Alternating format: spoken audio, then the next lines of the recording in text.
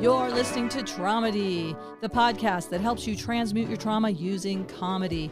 Tromedy is not a replacement for trauma therapy, but it will help you get by between sessions. Humor allows me to go a lot deeper with my trauma therapy because I have the buoyancy to come back up to the light with humor. I'm your host, Nancy Norton. I'm a comedian, a registered nurse, and a keynote speaker about the power of humor. And humor helps us in so many ways. It gives us resilience, re-energizes us, helps us with creative problem solving, team building, and health. It actually raises your NK cells, natural killer cells, which scan your body for viruses and other problems. So look, man, stay healthy. Keep laughing. Laugh as often as possible. Take a humor break. Every hour, take a humor break. This week's episode deals with the suicide of a loved one. My guest this week is a comedian, a friend of many years, and I did not know he was holding all this trauma. So it's wonderful that he's ready to talk about it, share it. He's healing, and he shared a wonderful insight with me this week, which is, I think you can only heal yourself. Wow, I want to be with that. So I hope this episode takes you to another level of self-healing.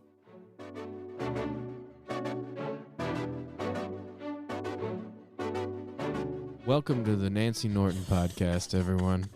I'm Uncle Nance. I'm your new Uncle Nance. Welcome to Tromedy. My guest this week is Eric Henderson. Hello. Hello, Eric. That's me. Thanks for coming to my house and Thanks for having me. being at my workbench. This is beautiful. It is. Beautiful studio. Isn't it? Does it have a good vibe? You can play with the wind chimes. I'll do it for this. Been waiting for you to ask me. To, that's gorgeous. little Eric Henderson produces the wind chimes. Right there. No one's ever played the wind chimes. Never? Never. Wow. You're the first one. Now I think you're lying to me. No, I am not lying to you. Yeah. No one's as tall as you and could reach them. They'd No have to one- crawl across. No or one get a is stick. as tall as me. How tall are you? 6'4". Are you really? 6'4". You have to duck under the doorways. Everything. Yeah. Yeah. How many times a week do you hit your head? Oh, at least 3 probably. I hit it on something because I started shaving my head recently, and I was helping my brother with his drag racing car. And then the next day, I was like, oh, I must have hit it on because it was like cut, bruised, red. I was trying to show my friend, and he was like, I can't fucking see it. Got to get on a ladder to It's like, look at your head. Yeah, I'm like, look at my top of my head. You can't tell this. He's like, he's normal size. He's 5'10", 5'8", I don't know. Normal size. He's like, I can't see the top of your head. I was like, when you shaved it, could you tell it's more vulnerable up there? Like, do you feel like the hair is it is a protective it feature. does. Yeah. From the sunburn. I got to, because this is kind of my first full summer with it. I started shaving it in the fall. But the sunburn is real. Oh, yeah. You can get your whole head sunburnt. I shaved my head once in response to the shock and awe of Baghdad. Okay. With some women activists. The first one? The first one. First one. The first shock and awe. Yeah. Wow. I felt like I was more present. I don't know. Do you feel like it makes you more present? I thoroughly enjoy it. Okay. I mean, you go through a lot as a man when you have to start shaving your head. It's a big mental thing. Yeah. But the day that I did it and made the decision, I was like, oh, fuck, I should have done this earlier. And so, because I do feel better. I don't feel good with it when it grows out even a little bit and looks like the shadow. I don't even like that anymore. Yeah. This is it. Yeah. So it is kind of like, because I just turned 36, and I'm like, this is my final form. I'm bald, shaved head, bearded, and then I wear glasses so that it looks like I read books, so that people don't assume that I'm, the wrong kind of shaved head white guy. Yeah. And so I wear the glasses because it makes it look Just like I read once. I'm enlightened. Yeah. Ask me about the Dewey Decimal System. I dare you. I go to the Barbie movie. Yeah, I would. Someone would ask me. I'll wear pink. Yeah, I do have pink that I wear. So. Well, thank you for coming on the podcast. Yeah, I'm very happy to be here. So the point of it is, I'm studying therapeutic humor, just to recap what the point of this is. Okay. And I go around and I talk about the value of humor, why we need it. And actually, it really helped me when I read these articles back when I was trying to figure out why I'm losing my memory. I was studying neuroplasticity. Yeah. And the algorithms that we were talking about earlier, Yep. AI, Yeah. they said, did you mean neural pathways of humor? Interesting. I guess so. But what I learned was, and it made me feel like, gosh, I left nursing, which I had such a great sense of purpose. And then I just felt like I was self-indulgent with comedy. But what I found out is we are of service as comedians. We really are. Did you already knew that? I've thought that my whole life, because what really gets me is like after you do a show and you're standing there in the lobby and people are filing out, people say, thank you. Thank you. I needed that. I had such a bad week. This is the first time I've laughed in 6 days. I knew that, or I got that. That's part of why I do it too, is because, well, shit, now my life is so tragic that I kind of look at that as cathartic to me. If I can help other people, because I feel so bad most of the time because of things I've been through, that if I could break that for 45 minutes, you know, and be of service, and to make somebody feel better, and even so, it even kind of makes me feel even more so because I've masked my bad feelings to create joy. And so now I'm like in my head, like on this whole nother level, like look what you did. Like, yeah, you're not in your suffering. Right. When you're being of service. I'm like, it's like exponentially the opposite of being in suffering. It's like, cause I'm not in suffering. I'm currently having joy, and then I'm also creating joy and then removing suffering from other people. So it's so much unsuffering. I love it. That's the name of your next album. The Unsuffering. So much unsuffering. So much unsuffering. I love that. Yeah. That's beautiful, Eric. I did not know that. I honestly just felt so needy as a comedian. Like I needed the connection. I needed to feel heard. I needed to feel understood. Yeah. And I needed to be liked. That's why I got into it. We're getting into how I got I've done enough therapy to know how I got into comedy, and it's because I come from an environment that didn't propel my self-esteem. I've always struggled with self-esteem, and I'm a younger of a brother, so I have an older brother who was like the star of the family. It was like, why can't you be more like your brother? So I'm like, bitch, let's see if my brother can stand on stage by himself and make 100 people laugh. I doubt, that's what propelled me. It was like, I can't. It's like the ultimate, I'll show you. It's like, I got nothing. I came with nothing but my thoughts. Yeah. And I'm alone, and I'll show you. Every big laugh I get, I still have that. When it's going well and I'm in the flow state, as the youth says now, and like when you're on stage and it's going well and you can feel it, I still get that deep inside me. Look at me, motherfucker. Like, you're talking to your older brother, right? No, I've created maybe just a thing in my head. It's the Michael Jordan mentality. Maybe I made all this up at this point, but it's like the haters, the people that always thought that I'd never be good enough to do shit. It's like, well, could they stand here and do this? Because I don't know. So that keeps a fire in your belly, right? And it's like. But it's also like on the flip side it is how I got into it, is because I was trying to prove that I am likable and funny and all of those things. That's why I'm here. Yeah. When did you start stand up? When did you start? Where and when did you start? I started when I was 21 years old. Such a baby. Yeah. So I'm 36 now. So it's 15 years ago. But I started when I was 21 in Colorado Springs.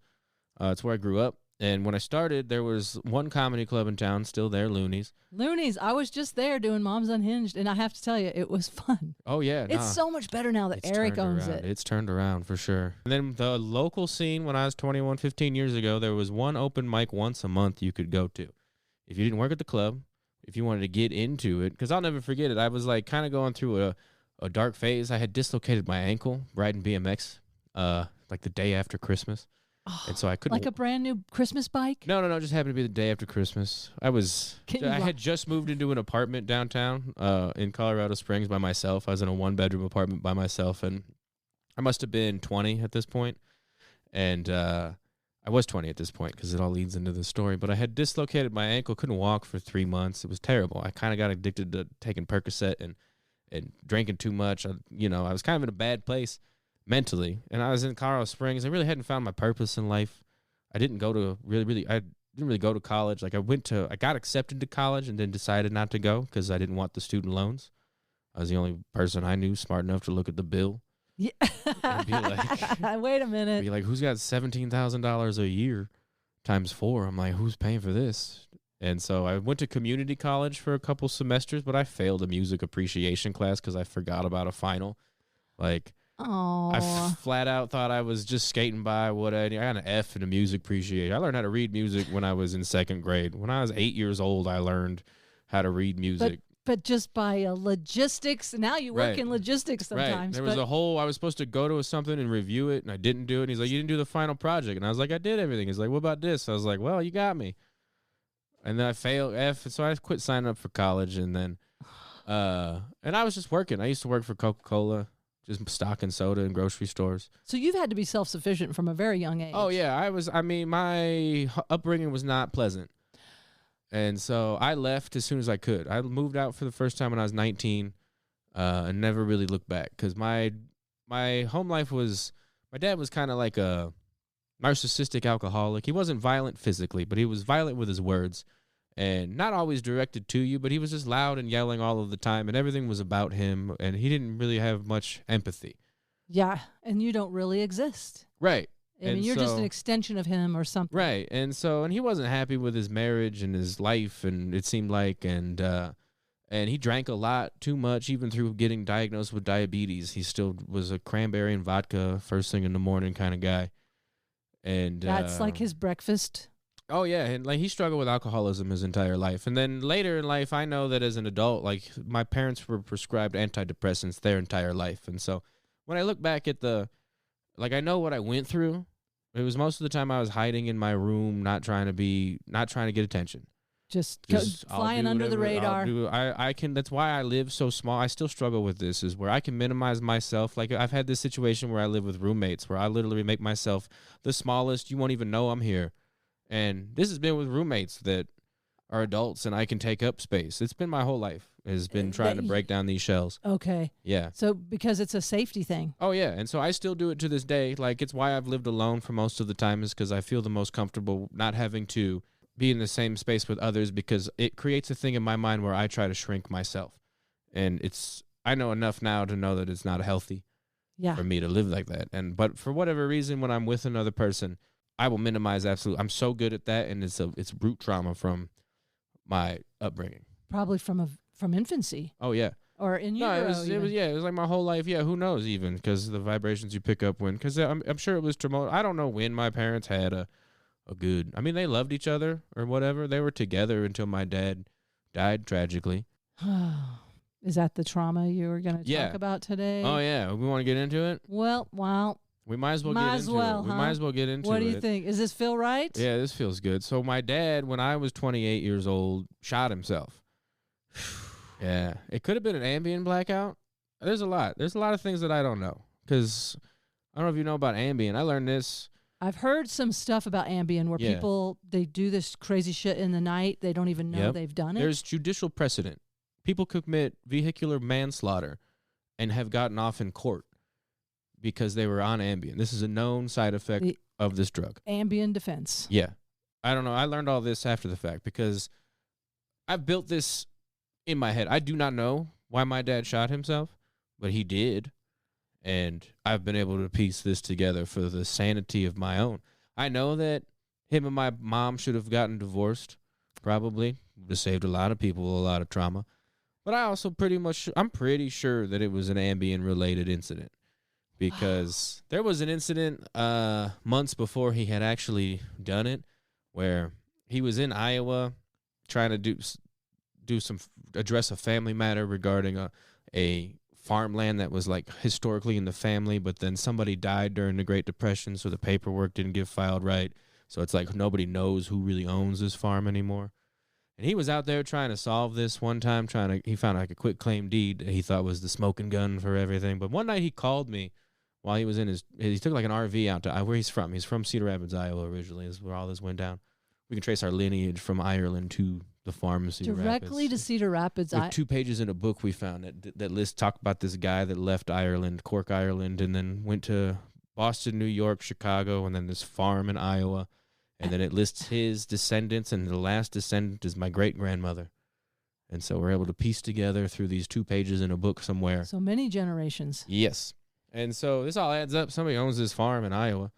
And so, but he called me from the RV because he's been all distant from his family for traumatizing reasons as well. Like, we kind of walk a similar path. His dad died when he was 28 of a heart attack. What? Yeah. The same exact age. Same age, yeah.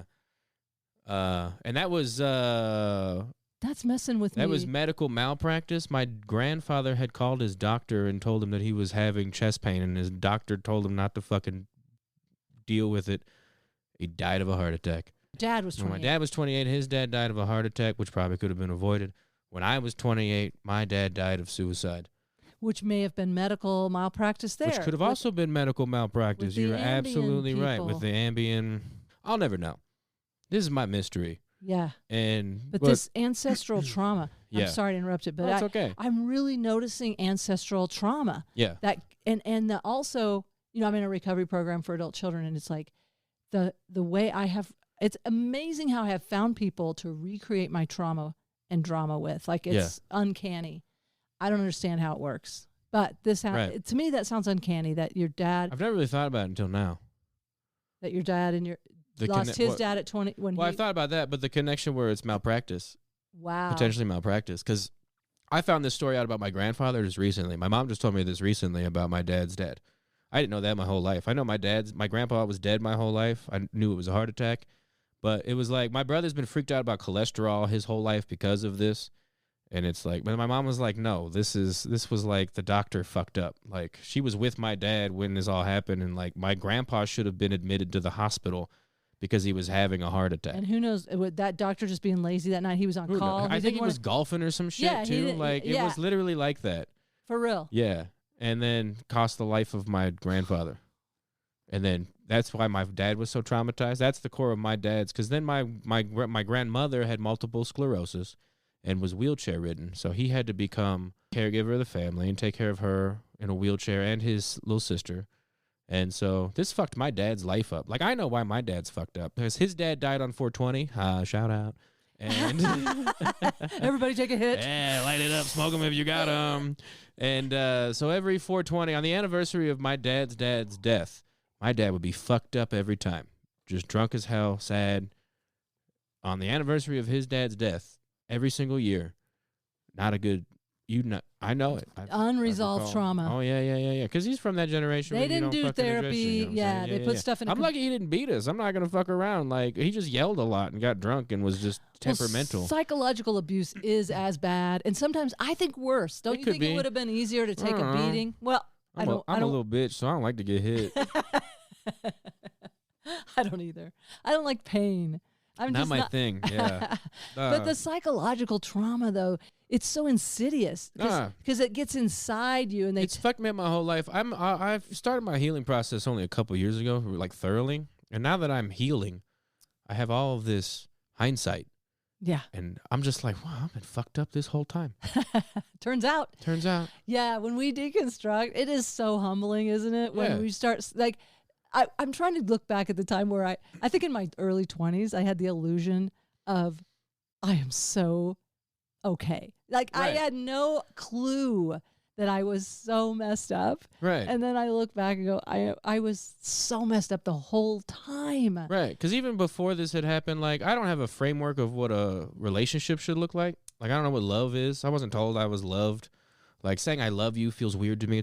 I'm 36 now, so saying I love you, even to my brother, it feels weird to say that. Does it feel like right. It's like a new thing I'm doing. Like, I didn't realize eye contact was that important until fucking, 10 years ago.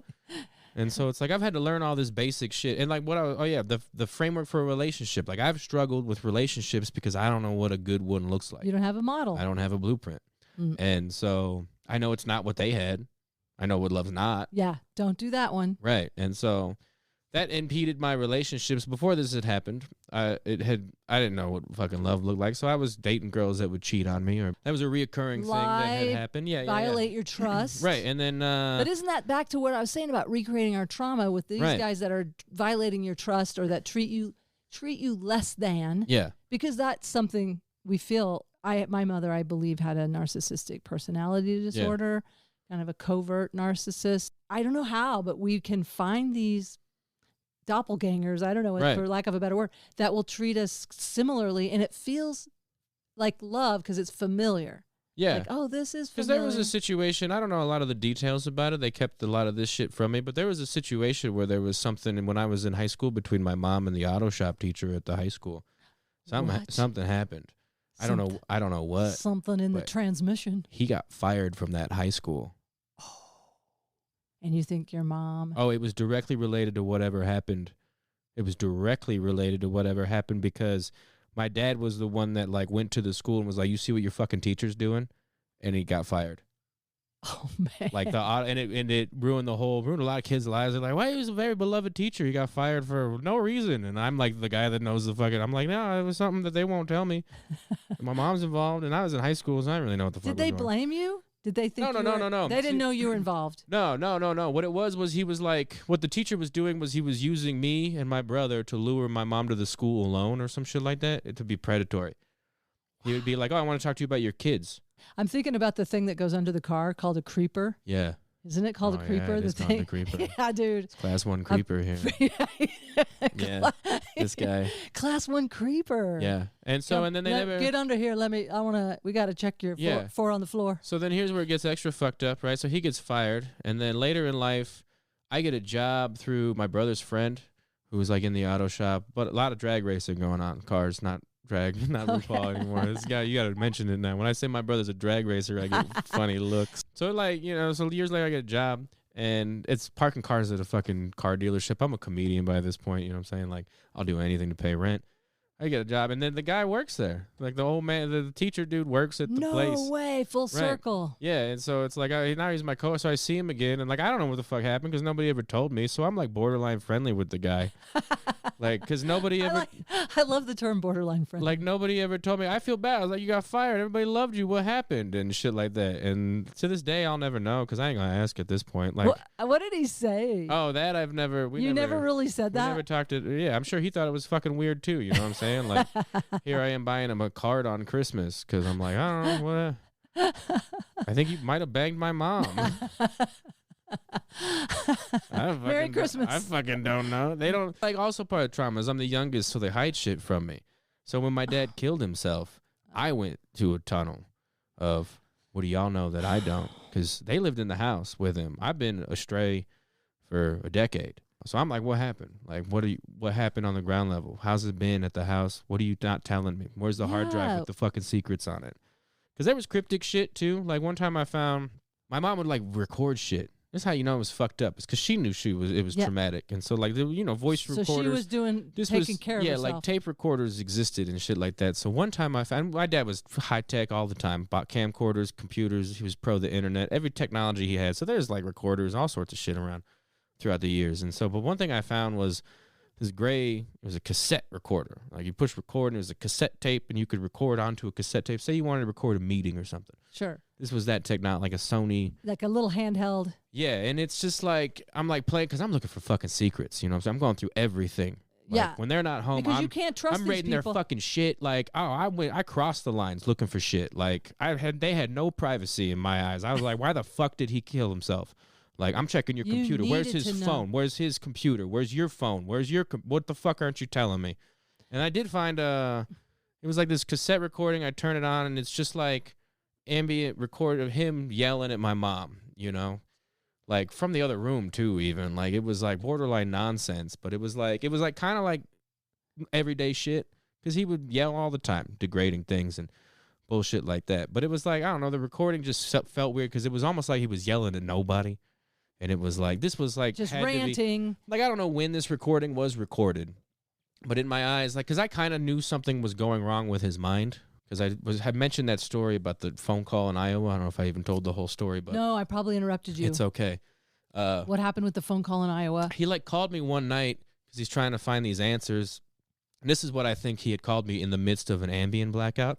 Because he didn't sound like he did ever. I've never even since then, like the tone of his voice, the things he was saying, never experienced this once with my father. Like a totally different personality, yeah, and speech pattern. And he was talking about people were like, I think they know where I am. Like, I think they're coming for me. He was like a paranoia being traced. He's in like a farm in Iowa, like trying to dig up secrets. But he did not sound like himself. He didn't sound like any version of himself. I know him hammered. I know him blackout drunk. I know him. Yeah. He's my father. But he did not sound good. And I remember bringing this up. I was like, I think there might be something wrong with him because he had been through a car accident. His gallbladder had all exploded. Like, he almost died on Christmas Day once. We were in the hospital over Christmas once because his gallbladder ruptured and he almost died. We were in the fucking hospital. There's no sadder place than Christmas in the hospital. And I know this vividly. When I see the Christmas tree, I have this visual. I can still paint it for you right now. But the idea of seeing a Christmas tree. Well, like, we were there all night. You know what I'm saying? In a hospital. An empty hospital lobby in the middle of the night on Christmas Eve. Hospital lobby. Yeah. A Christmas tree. As you're walking back out through just the fucking the double doors to leave. Yeah, because you're in the hospital on Christmas. There ain't nothing sadder than that. Yeah. And so maybe a funeral home. I don't want to get competitive. Yeah. I can go round for round. Do you think they would have? Okay, no. Can we take a pause here and just can we try to find something sadder than a Christmas tree? A Christmas tree in the hospital. I'm going funeral home. Yeah. I'm going casket displays with little Christmas tree in the casket display room. This is getting pretty dark, Nancy. No, I was just trying to think of what's darker. A worse thing than that. No, but I was trying to do a little Tromedy on it. That's all. Yeah. I'm not taking away from what you're doing, and maybe it was inappropriate because we are sipping tequila, which I don't usually do. And that's the thing with therapeutic humor is it's supposed to lift. It's not supposed to make you feel violated. No, trust me. Violated. Did you feel violated by that? No. If I, not at all. Absolutely not. Because if I wasn't, I'm in a place. You caught me at a good time because I had a spiritual revelation in December, and I received. I like a spiritual revolution too. I'd like to talk about that later. No, but I'm serious. I think that should be a thing. It may have been one and the same. Yeah, man. So you had a spiritual revelation when? At Christmas? In December. It was on the solstice, which is my favorite day of the year, the winter solstice. Oh, yeah. Flash forward 8 years now. I had been living in Colorado Springs. I had moved back to Colorado Springs to heal. I didn't know what I was doing. Life just took me there. And I'm like, a lot of times I was just there. I was just living with my brother in Colorado Springs for a year. Not doing shit, not doing stand-up, not dating, just in Colorado Springs, in the house. I made my office the room that he died in. Oh. I turned the office that he died in into my office and was just there all day, hanging out all day in that fucking room to reclaim the energy. I'm forcefully changing the fucking story.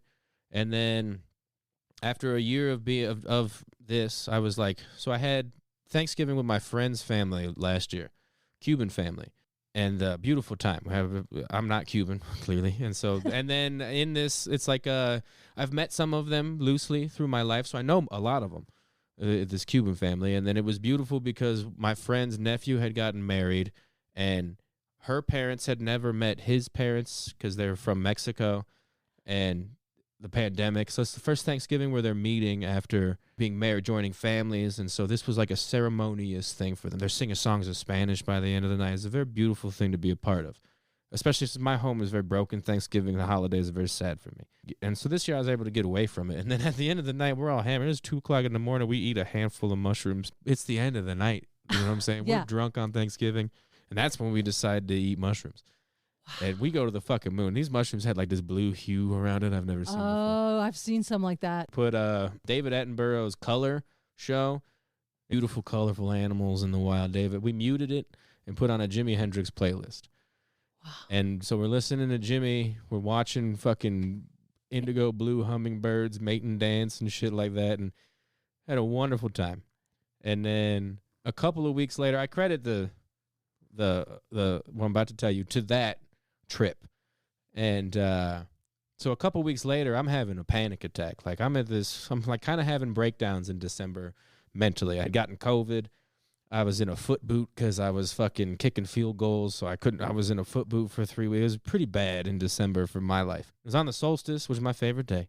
And I was having a panic attack, thinking I was having a heart attack. And I'm in the office, the room that he died in, and I felt his energy appear and apologize. I shit you not. I believe you. And he's like, I'm sorry. And since that day is 8 years of closure.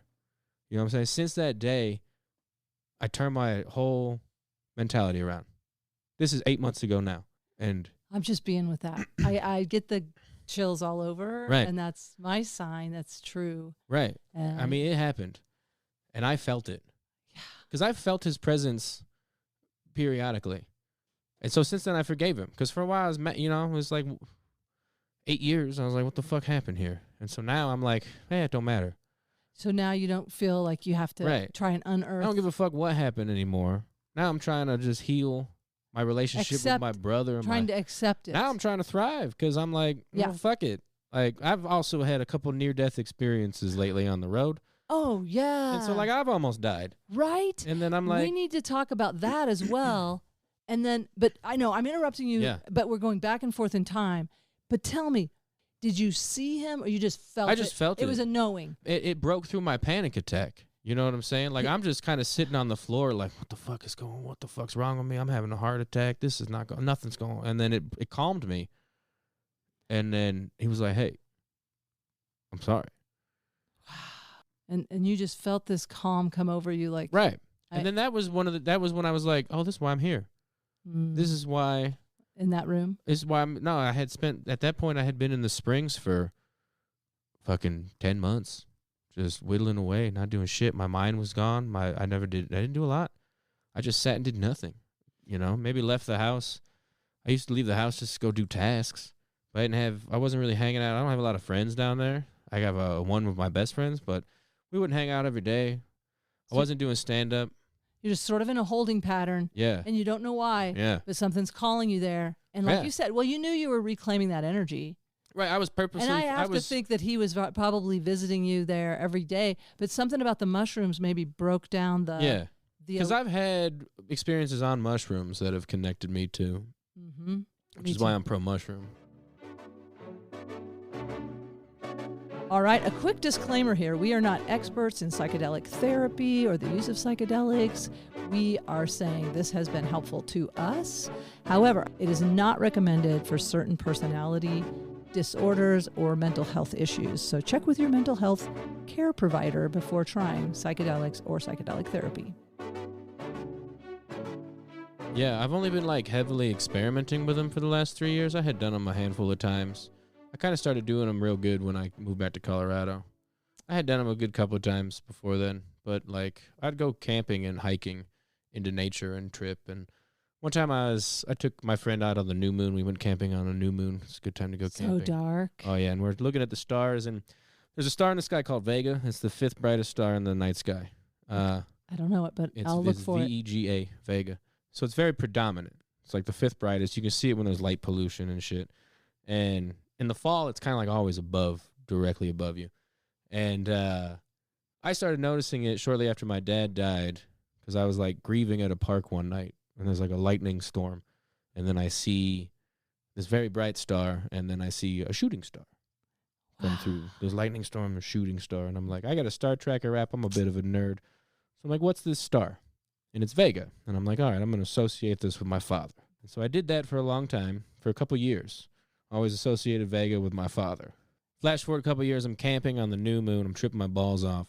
I'm lying on a broken tree. I'm just staring straight up. Vega's directly above me. And then I see myself. And I'm like, oh, that's not my dad. That's fucking me. I see a stick figure. In the sky. In the sky, like a figure. And I'm like, oh, that's fucking me. And so then from that point on, I just associate that star with me. And so then now, every now and then in my life, it appears. And I'm like, I know when I see it. When I'll look and I'll be like, oh, that's Vega. I already know. And then I'll pull the phone out. Blam.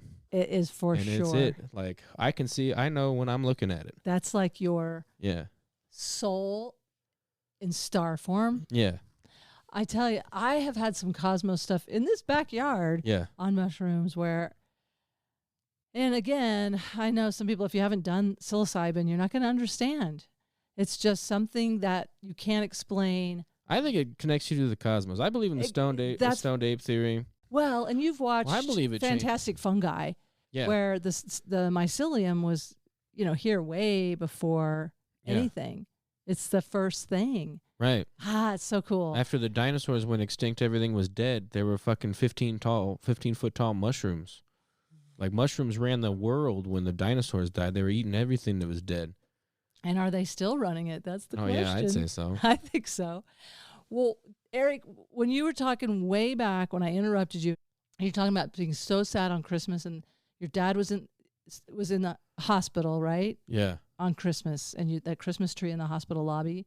Was there something you were going to say? Oh, that was just part of the. That was like the years leading up to it. Like he wasn't healthy. Yeah. So like the car accident fucked him up. He had like nerve damage from his neck. His arm wouldn't work, right? Or he wouldn't have feeling in it. Couldn't grab things. He got T-boned in a car too before the Christmas thing. Before the gallbladder rupture? He had a rough couple of fucking years. Dude, like, lot of physical so it's like, part of me is like, well, did he kill himself because he was getting chronic pain all the time?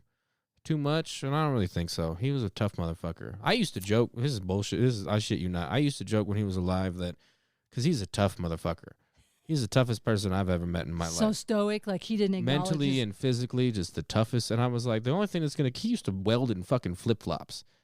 He's the only person I've ever met that welds in flip-flops. I have welded, and no, I would not weld in flip-flops. Yeah. All that stuff's going all over, all those sparks. He's a badass, my dad. Like, we grew up snowmobiling and shit before GPS. We kissed fear on the lips a lot.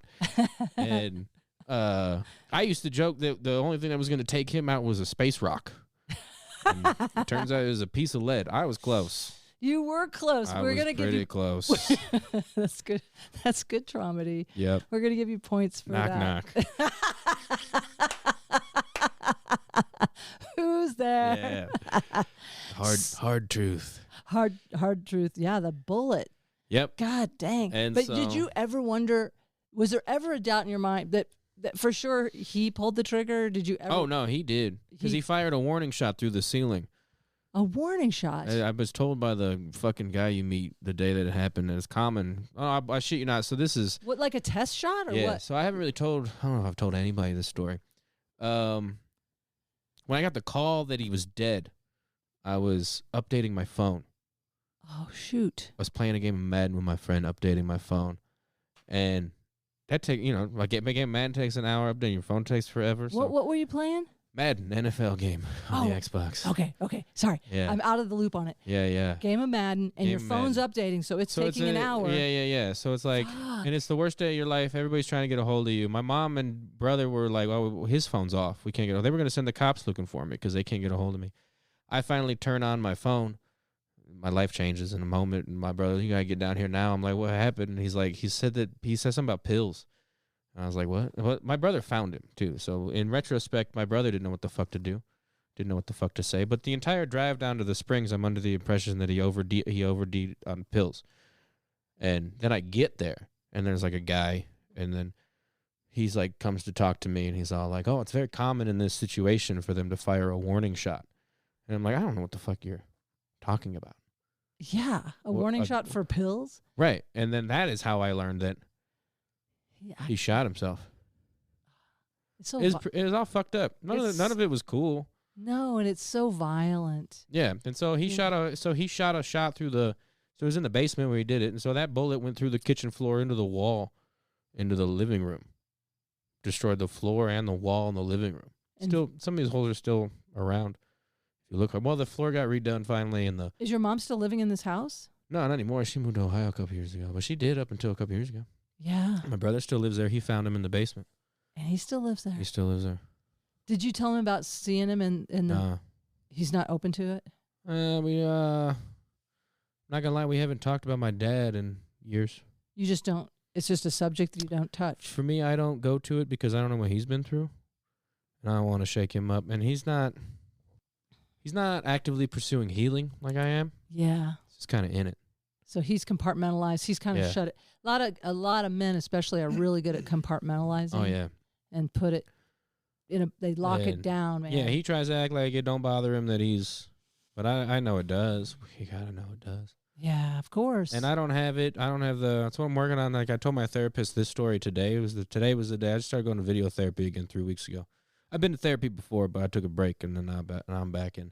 Today was the day where I told my therapist what happened. So it's time and right. So I told her what I want right now. What I want is to figure out how to help my brother, because I'm helping myself and it's working, and I'm experimenting with everything that I can put my hands on. For a while, it was hide the pain with booze, hide the pain with drugs, hide the pain with running away to Chicago, hide the pain, and now I'm addressing the pain, and now I'm doing pretty good. Yeah, you are doing. But he doesn't do anything. He doesn't go to therapy. He scoffs at the idea of it. I try to tell him how helpful it is, and he won't do it. And so I don't know how to talk to him. And then what he went through is so much worse than what I went through. To find him. Because he found him. Yeah, the shock. And so I just don't bring it up. Yeah, I understand. Because I don't know how. Yeah, and maybe intuitively you just know that there's nothing to be done there. I just did. Like, I do psychedelic therapy. Yeah. With psilocybin. Yeah. And then I did another integration session, and I thought, it helps me grieve is what I do so much on psilocybin is cry. Oh, yeah. I cry and cry. Oh, it feels like such good medicine because you cannot keep stuff in a compartment in my mind. I historically have not cried a lot. But I have been crying a little lately. Good. Like the other day, and I let myself. Now when it happens, I let it happen, unless I'm driving. I'm trying to shut it down. Yeah. But for the longest time, it would start, and I'd be like, "No, you ain't crying." And then now I cry when it comes up because I'm still pretty numb. The best thing we can do is grieve. But no, that's how I know I'm getting better in this current life. So this 8 months since that revelation. Yeah. That's how I know I'm getting better is because I was washing the dishes the other day and I felt like crying, and I let myself. Beautiful. Like I fucking leaned up on the fridge and bawled for 15 seconds, and then I love it. And then that was it. It's actually beautiful. Now when I start to cry, I hope it lasts longer than it does, because then it goes away. But I let it come through me. It's the best thing is to let the feelings move. Yeah. And the fear is that you'll get stuck in it, and the irony is that it actually it's cathartic and it does move. Because I don't know why it doesn't last forever. I don't know why I haven't cried. I have not. I mean, I cried when it happened. I bawled my eyes off, but like most of the time, I don't cry. I've always been great at covering my emotions and shutting it down, but there has been something in me where I have not. I must have buried it deep, because you had to hide. It don't come out. It made you too vulnerable. Right, because I tell people know, and then I did post a thing on the internet at the end of last year. I was doing it was like a year in summation, and it ended up being, I just wrote it, you know what I'm saying? I just wrote how I feel. Ended up being so moving by hundreds of my friends were touched by it. Yeah. Like hundreds of them. Isn't it ironic that some of the stuff that you don't want to share is absolutely what you needed to share and what really connects you with people? Yeah, I mean, if you looked at the all-time, the highest like post, it's that one. But it was like people didn't know. People didn't know, and I know people didn't know because I didn't fucking tell people. But I've also not told people. Like, it'll come up. I'll be drunk and be like, "Oh, my dad shot himself." Like, you want to talk? But you want to talk? You want to do trauma? You want to trade some trauma? Like, you want to know what keeps me up at night? God. And so, because I'm just like this conversation we're having, I'm just now at a point where I can candidly talk about this. Yeah, thank you for sharing it, because there are people out there who have felt like they can't tell their vulnerable truth. And I think if you can help them know they're not alone. And because it's such a complicated thing when a parent does something so dramatic and traumatic, and to kill themselves.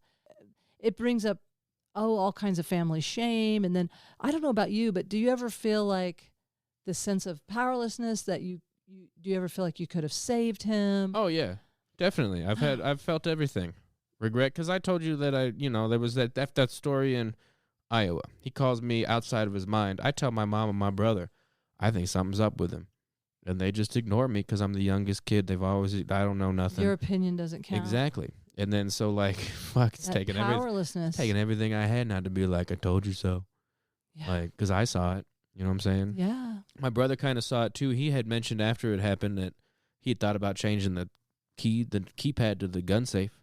Shoot. And I'm like, why didn't you fucking do it? And so he must be tortured by that. Oh, absolutely.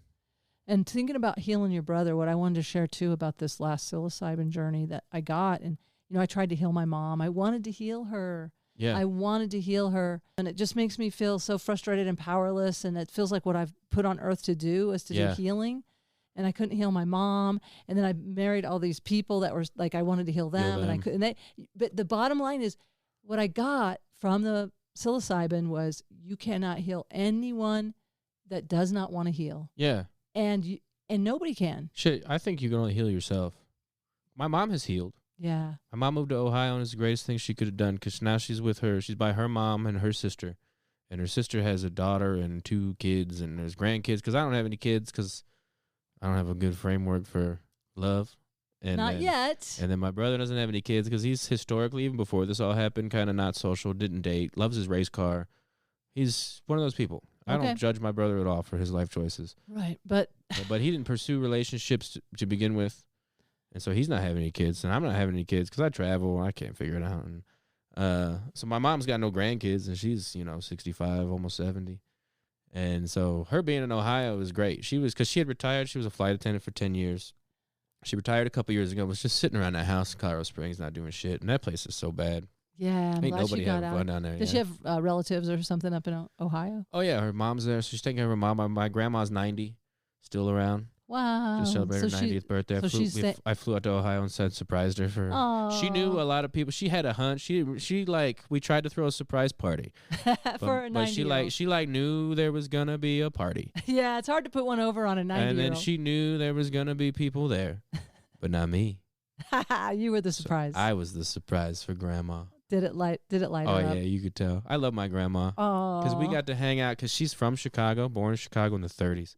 And they lived in the Pullman neighborhood up until the MLK assassination. The neighborhood was riots. They lived in that neighborhood of riots, and they moved. My grandpa on that side was like a jack of all trades in Chicago. He worked for GM on locomotives. Like I get the GM family discount because of this man. He worked for Post Cereal. He did the drywall lathing in the Marina Towers, the 2 round ones that were on the Wilco album.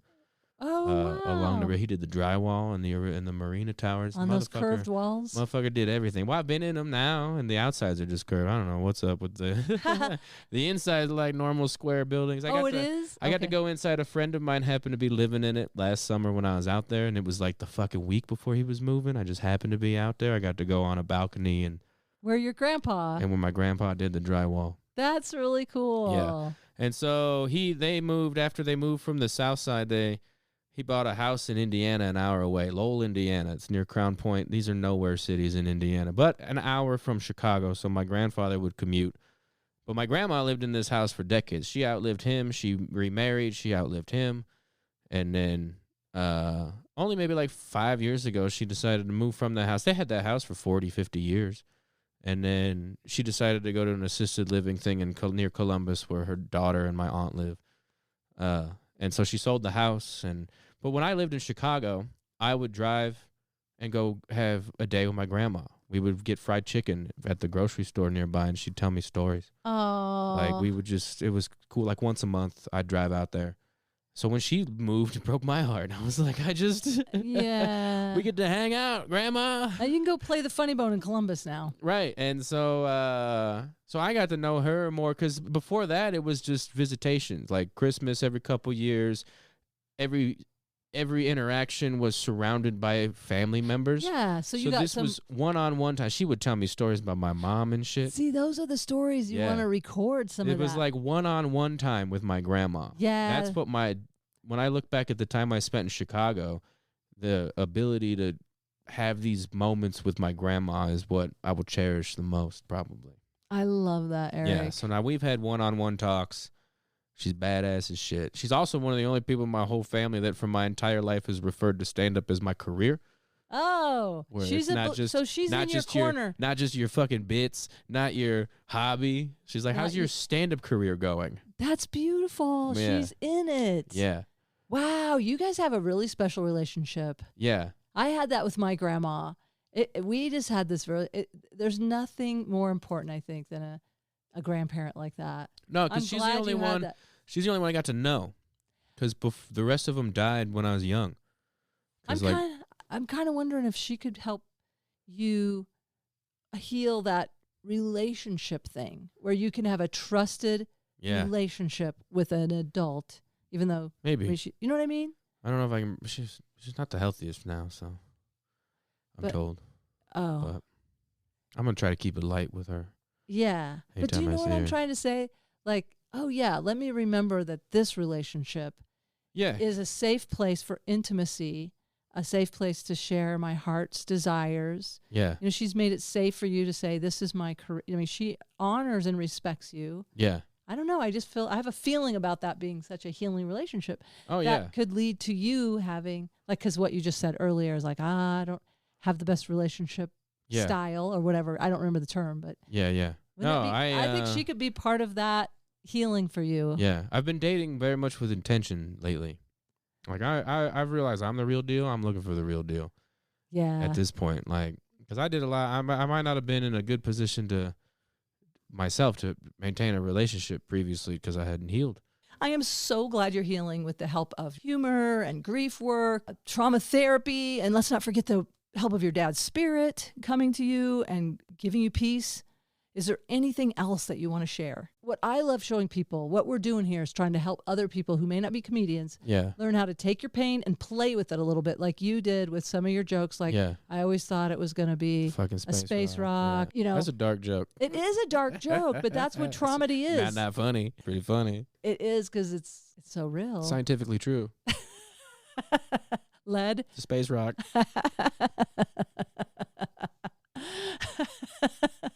Your face is making me laugh. It's me in my core. Yeah, man. Yeah. Man, you don't have to answer this, but did you have to see your father? Your brother did. No. You did not. No, and then they fixed him up for the showing. They did a showing? Couldn't even tell.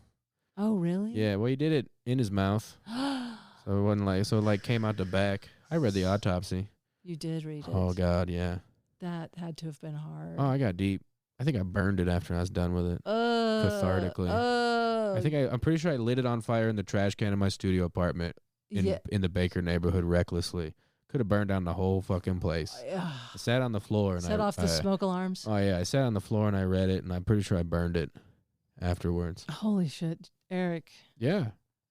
Oh, I was looking for fucking answers. Yeah, because you did not. I didn't understand it. You needed to know. Yeah, so in his toxicology report, the only thing that was in it was Ambien. He was a drunk his whole life, no alcohol, and only Ambien. There was no booze. That's what makes me fucking suspicious. And there's nothing, like, have you ever thought, well, I want to do a class action suit against Ambien? That, like, kind of came up, but nobody followed it. And, like, my mom had kind of talked to a lawyer about it. We have a family lawyer and shit, but I don't think anything. And then I don't give a fuck.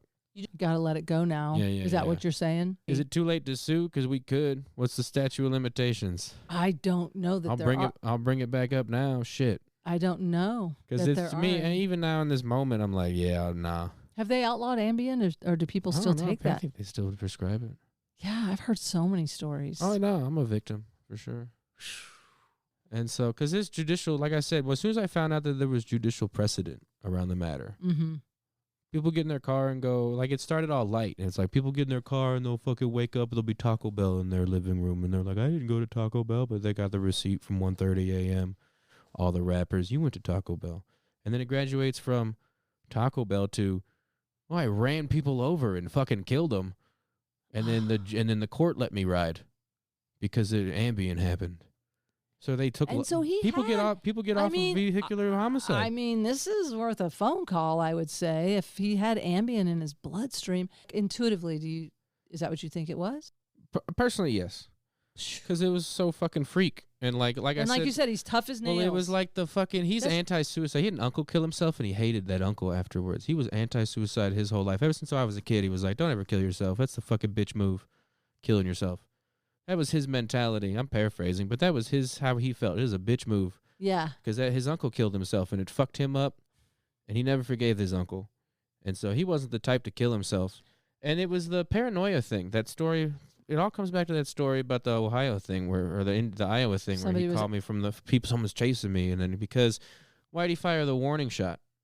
Yeah. You know? That's what I want to know. Could have been he thought he was shooting it and then turned it on himself because he thought he had no choice to survive a situation that created in his head. That's what I think. If you want to ask me what I think happened, he created a situation himself where he was getting attacked and he had no choice but to shoot himself. He had to take himself out. I believe it was a reoccurring psychosis thing. If you ask me, this is what I think.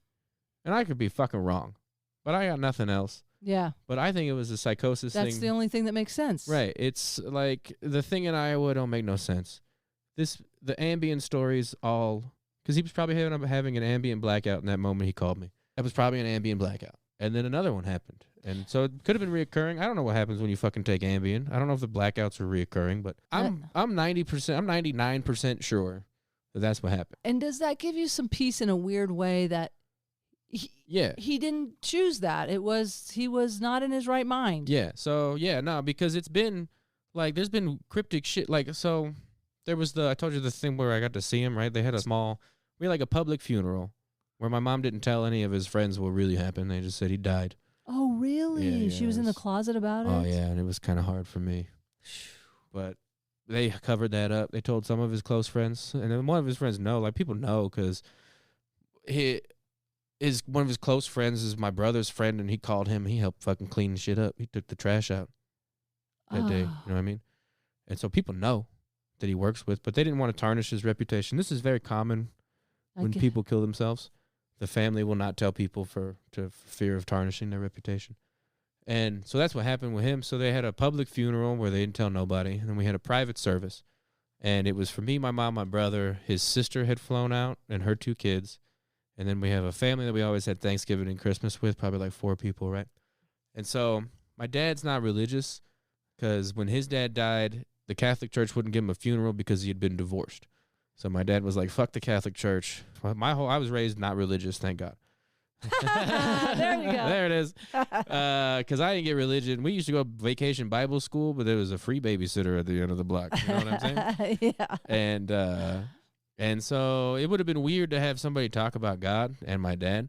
And so we're having the private service. But one of these family friends was very much connected to God. And he was like a preacher, older dude, single from Brooklyn. He had a New York accent. And then this man nearly died.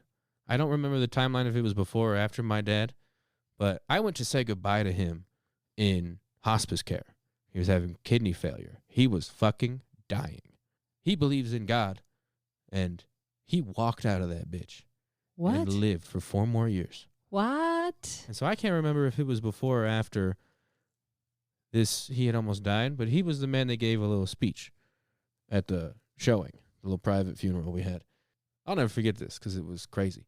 But, like, it was a sunny day when we did this little thing. We go into the funeral for whatever. It's sunny outside.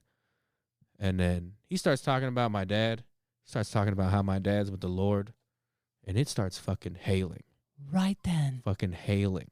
I thought that the stained glass windows were going to shatter. It's fucking hailing. This is a moment. Like, and he feels it. He starts talking more, you know? And this goes on for 5-10 minutes. And to a point where I can't take it anymore. I get up and I walk out to open the door to see what the fuck is going on. And the hail has made it white as snow. My dad's nickname was the Arctic Man. What? He loved snowmobiling. He loved the mountains. His nickname was the Arctic Man. His email address was the Arctic Man. He's powerful. Oh, no. And he's powerful on the other side. It was white as fucking snow and then sunny again. It hailed for fucking 10 minutes. Just during that. Just while David was talking about him being on the other side. Again, I'm getting the goosebumps. Nah, it was real shit. I get goosebumps too when I think about that. Yeah. That fucking happened. You know, you've got this dad on the other side. I know I have these guardian angels. My grandmother died in a car accident, and I feel like she protects me in cars. You just about had a car accident that had a narrow. You have some guardian angels. I have 2 hailstorms I've kind of kissed death in. Now that you mention it. Yeah, and hailstorms. Specifically hail. And there's your dad on the other side. Uh-huh. Because I was driving back from Salida from a gig to Colorado Springs 2 summers ago on a full moon during the day. And, I love that you pay attention to the moon. I love the fucking moon. It's on my keychain. I have a little silver, it's cast in silver, the moon. Yeah. I love the moon. I usually keep track of the phases. It's important. And I was driving back from Salida, and I ran into it was like raining off and on the whole time. It was kind of crazy. It was the afternoon. I shouldn't have. I kind of hung around a little later because I had met a lady out there. And I stayed a little longer than I should have. And so I'm driving through the afternoon summer rainstorms. It's like raining off and on. And then all of a sudden, it goes from like not raining. This is like Hartselle, right? Like that big valley out there right before you hit Salida. Okay. On Highway 24. All right. And so it was like not raining, and then blam, I ran into a wall of hail, and my car floated up on like marbles. Like I didn't hydroplane. It was like a conveyor belt. I'll never forget the sensation. It was unlike anything. It was not like ice. It was not like hydroplaning. It was not like water. It was like floating, completely out of control. And luckily, it went to the right instead of the left because I would have crossed traffic and gotten creamed. And then, so I go on the right and I go in the ditch, and I'm like, okay, I've been in a ditch before in this Corolla. If we can just get this ditch to stop, that'd be great. And as soon as I had that thought, I dropped into the drainage culvert and hit a concrete wall. It's the only drainage culvert for 100 miles. It's the only man-made structure for 100 miles. Otherwise, what would have happened? I would have just been in the fucking ditch. It would have just stopped. But I hit the fucking wall. Wait, so was it a good thing to hit the wall? No. I'm confused. But it was like funny because I was like, if we could just get this bitch to stop. And then it was like, blam! There you go. Here's your wall. Wish is my command. Yeah. Now you have 2 more wishes. And I walked away from that unscathed. It totaled that fucking bitch, airbags, everything. Slammed it. Luckily, I think it hit the ground first and then the wall because of the way that I fell into the ditch. So it decelerated it? Yeah, because the ground was all water, sand, gushy because it had been pouring. And then I hit the wall. I was going, 45 miles an hour. The only thing to hit, if this would just stop. Oh, no, I was like, because I was calm as fuck in the ditch because I've been in the ditch. I had just gotten out of it. That thing had airtime. I'd driven that car. I had some incidences. And so I was cool. You know how like your body don't tense up and shit? I wasn't tense in the ditch. I was like, whatever. No. And then I was like, if we could make this bitch stop, that'd be cool. And then blam. Boom. Stop. And then fucking watch chaos. what you pray for. Fucking chaos, right? So I like get out of the car because I'm like the smell from the airbags. I was like, because I like do the check, right? I like got everything. Yeah. My glasses had fallen off. And I found my glasses and that was it. Like I'm not. No bleeding. I'm fine. I like, no broken bones. Fucking God. Yeah. So I'm like, well, I gotta get out the car then. And so I get out the car and it's fucking pouring, right? And I'm like, well, fuck, I gotta get back in the car. and then luckily it was like the tunnel. So I get out and I go under the tunnel and I'm sitting there's like a fucking falcon with like a damaged wing there. Aww. And I'm like, oh, that's my angel right there. I saw that falcon and I was like, you gonna be all right? Yeah. And then I have this thing with hawks. Wow, yeah. You had a falcon. You saw like a predator bird of some kind. Yeah, I didn't get a great look. I got a picture of it somewhere I took, but I saw that bird and I knew I was gonna be all right. I changed my clothes, call my brother, I call the tow truck, I call the insurance. Tow truck makes me call the cops. Call the cops. And then I just get the fucking car. I have AAA. I got my car towed. It can take me 100 miles. The place where it was dropping the car up was 98 miles away. AAA plus. AAA RV plus. 98 miles. It was just under the fucking, from the fucking valley, wherever the fuck I was in the middle of nowhere. Someone's taking care of you. To this place where it was free. To tow the car was free. Yep. And I love AAA. Oh, me too. Shout out to AAA. Shout out. Best $98. I don't even know what it costs now. That's about it. $80 a month. I'll never. I have the family plan. I think I pay a little more. I'll never go without it. RV plus 100 miles. And so that was I kissed death. I still have residual back pain, but I walked from that. And it was straight fucking chaos. You could have gone all the way across the line. I replayed that scenario in my head. That was the only way I make it out alive. Was with the way that it happened. Every other way, either hurt or fucking dead. So. And then you had a.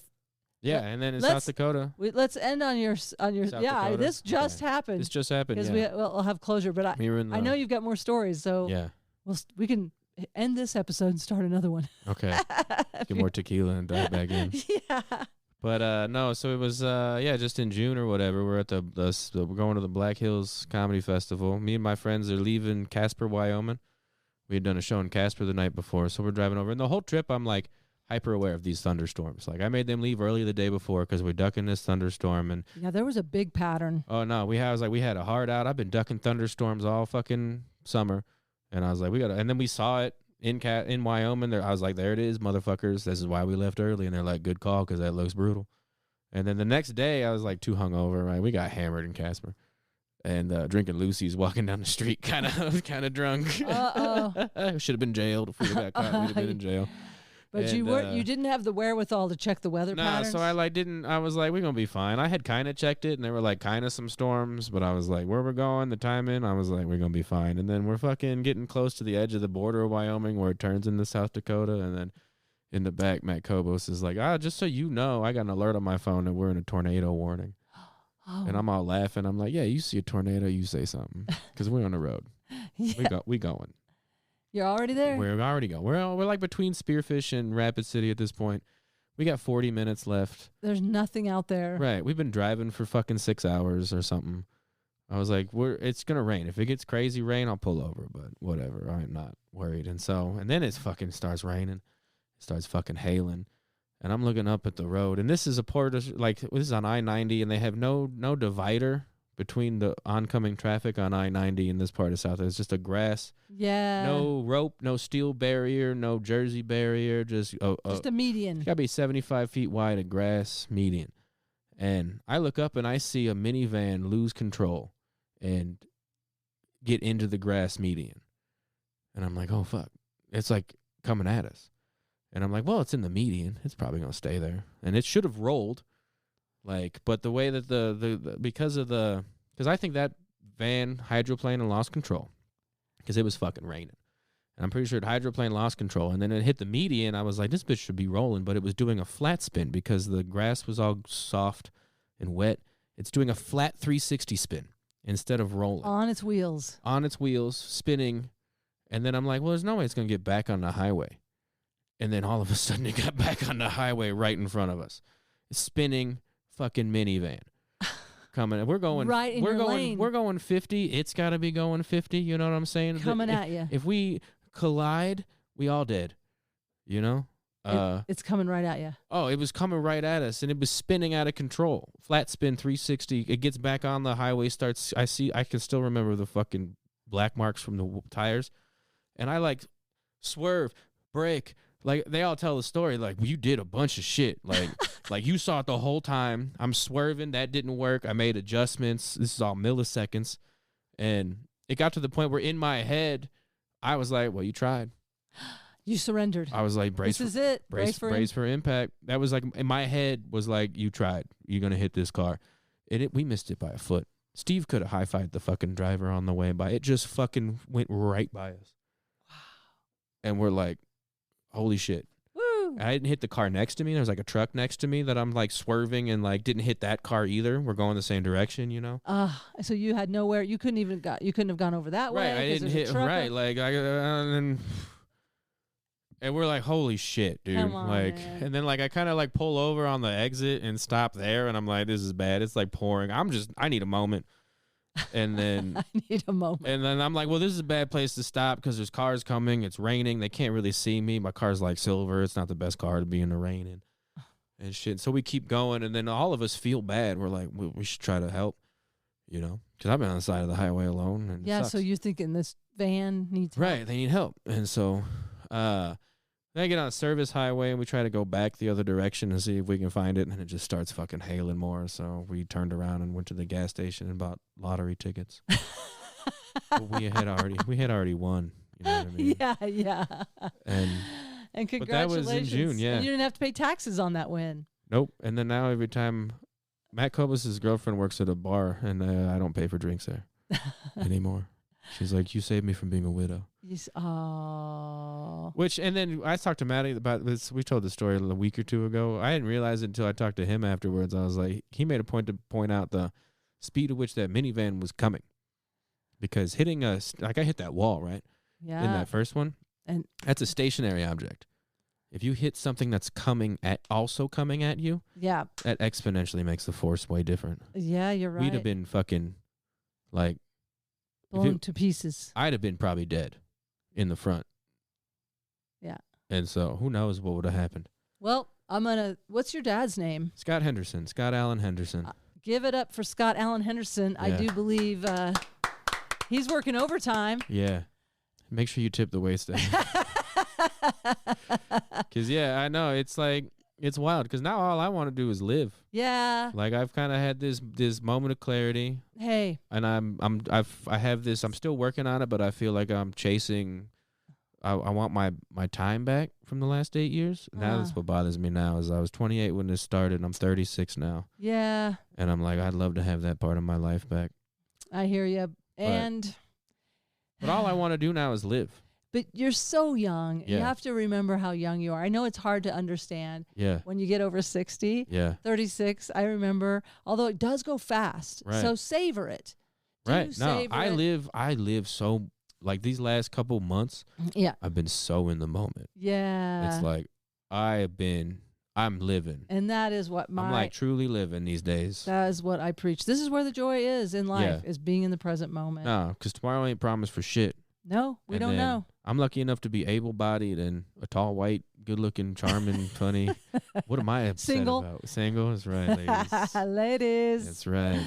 I'm talking to the ladies. Right. It's like I have so much to be fucking blessed about. Yeah. It's like I don't want to spend another moment feeling bad about myself.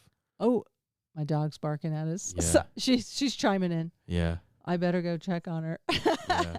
In closing, you are leading a charmed life. Yeah. And thank you for being in the present moment with me. Of course. This was fantastic. And check out Eric Henderson. Where can people find you on the Instas and all that? Instagram, I'm the Eric Henderson. That's with really, a C? Yeah, with a C. So the Eric Henderson. That's really all I fuck with these days. A lot of I have a Twitter, but I was thinking about deleting it. I did delete mine a while back. And then I'm on Facebook too, but I don't ever check in. The best way to keep up with me is on Instagram. Okay. I post my stuff about my comedy. I post astrophotography photos. Ooh, they're beautiful. Yeah. Yeah, I will put a link to Eric's Instagram page in the show notes. So click on that, give him a follow and see his beautiful pictures. And who knows, maybe one of you lucky ladies out there will be laying on the ground in the grasses watching the stars. Yeah. Looking at Vega. Mm-hmm. Lucky them. What's your star? Okay, what's your star? Well, mine's Vega. What's yours? It's a binary star, which means it's 2 stars. It's actually 2. It's 2 stars. There's one for each of us. That's right. Ooh, I'm gonna use that. I think it will not do well. I'll let you know. Thanks again, Eric. Thank you so much, Nancy. This was amazing. All right, we'll do it again soon. Yep. Okay, bye. Bye. I'd like to thank my guest, Eric Henderson, for sharing his vulnerable truth. Follow Eric on Instagram at the.eric.henderson. And that's Eric, ERIC. I'd also like to thank my son, Nathaniel Norton, for helping with the music for Tromedy. I'd like to thank my listeners and my friends who are giving me feedback, letting me know that this podcast is resonating and helping. Do you want to share your healing journey? This is peer-to-peer learning, and we learn from each other. Every episode, I learn something, and I want to thank you all. No matter what, keep laughing. A new Tromedy episode every Tuesday.